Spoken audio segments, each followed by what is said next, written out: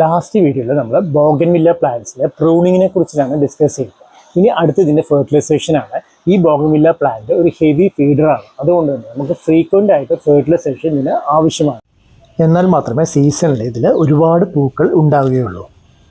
നമുക്ക് ഈ പ്ലാന്റിൻ്റെ ഫെർട്ടിലൈസേഷൻ ഓർഗാനിക് ഫെർട്ടിലൈസർ യൂസ് ചെയ്തിട്ടും ചെയ്യാം, അതുപോലെ തന്നെ കെമിക്കൽ ഫെർട്ടിലൈസർ യൂസ് ചെയ്തിട്ടും ചെയ്യാം. പക്ഷേ മഴയ്ക്ക് ശേഷം ഇത് ആദ്യത്തെ ഫെർട്ടിലൈസേഷൻ ആയതുകൊണ്ട് ഓർഗാനിക് ആണ് ഏറ്റവും സ്യൂട്ടബിൾ. ഇങ്ങനെ ചെയ്യുന്നതിലൂടെ പ്ലാന്റ്സ് നല്ല കരുത്ത് ലഭിക്കുകയും ചെയ്യും, അതുപോലെ തന്നെ കൂടുതൽ ബ്രാഞ്ചസ് ഉണ്ടാവുകയും ചെയ്യും.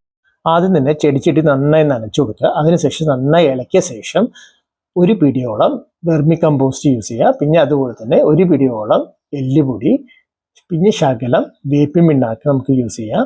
അതിനുശേഷം നമുക്ക് ഒരു പിടിയോളം ചാണകപ്പൊടി, നന്നായി ഉണങ്ങിയ ചാണകപ്പൊടി യൂസ് ചെയ്തിരിക്കണം.